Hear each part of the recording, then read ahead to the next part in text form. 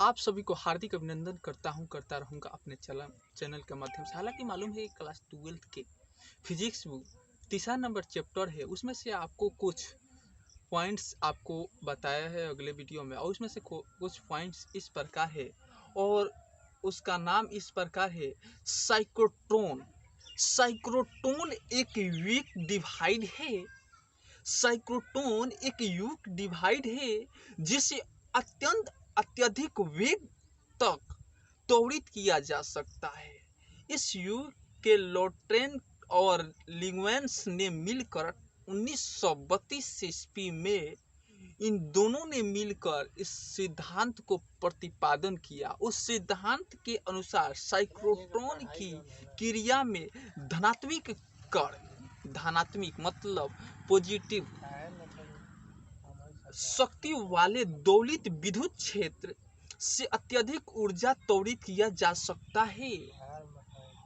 कम शक्ति वाले दोलित विद्युत क्षेत्र को बार बार उसी विद्युत शक्ति चुंबकीय क्षेत्र में आर पार किया जा सकता है। इनका इस सिद्धांत के अनुसार हमें यह प्राप्त हुआ कि यह डिवाइड जो है इसमें एक वृत्ताकार आकार की चित्र में हम स्पष्ट रूप से बनाएंगे और उसके बाद हम उससे विद्युत इलेक्ट्रिक करंट को एक से संपर्क करेंगे, अर्थात हमें यह मालूम चल जाएगा कि इस स्थान से उस स्थान तक जाने में वो सच है अर्थात कि नहीं। अगर वो सच है तो कैसे सच है, तो उसकी बनावट करनी होगी। तो आपको अगले वीडियो में यह सूचना आप तक पहुंच जाएगी। अब दूसरा पॉइंट है जिसका नाम है धन आयन का अधिकतम ऊर्जा, मतलब धन जो है पॉजिटिव जो है उसकी अधिकतम ऊर्जा क्या है। Maximum energy of positive iso. माना कि किसी भी नॉट इक्वल टू अधिकतम वेग और आर नॉट इक्वल टू धन आयन द्वारा वितरित गति पथ को अधिकतम त्रिज्या इस प्रकार है, क्योंकि यह आप तक न्यूमेरिकल ऐसे नहीं बता सकते हैं, क्योंकि न्यूमेरिकल को किसी बोर्ड पर लिखना होगा और न्यूमेरिकल को अलग से हम वीडियो डाल देंगे। अब तीसरा पॉइंट है चुंबकीय क्षेत्र में धारावाहिक। चुंबकीय क्षेत्र में धारावाहिक चालक पर लगा बल जिसे हम force on a current carrier conductor in management field. हम जानते हैं कि जब किसी चालक में विद्युत धारा प्रवाहित की जाती है तब इस क्रम से चालक में स्वतंत्र इलेक्ट्रिक एक निश्चित वेग जिसे अपवाह वेग कहते हैं। अपवाह का मतलब होता है लफुआ। लफुआ मतलब एक स्थान से दूसरे स्थान तक जा सकता है, उसका कोई रोक टोक नहीं है। जैसे हम मान लीजिए कहीं अपने आप को कहीं एक स्थान से दूसरे स्थान तक जा रहे हैं, इसका मतलब मुझे गार्जियन हमें टाइड से नहीं देखभाल करते हैं, अर्थात हम लफुआ हो गए। उसी प्रकार एक अपवाह वेग होता है जिसका कोई माता पिता नहीं होता है, वो एक स्थान से दूसरे स्थान तक जा सकता है।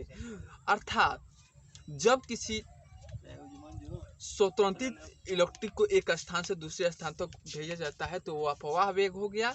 जैसे धारावाहिक चालक को चुंबकीय क्षेत्र में रखा जाता है, चुंबकीय क्षेत्र मान लीजिए कि कोई चुंबक क्षेत्र है उसके आसपास रखा जाता है, तब प्रत्येक स्वतंत्र तथा गतिशील इलेक्ट्रिक एक बल लॉरेंज बल का अनुभव करते हैं, जिसके कारण धारावाहिक चालक पर एक बल लगता है।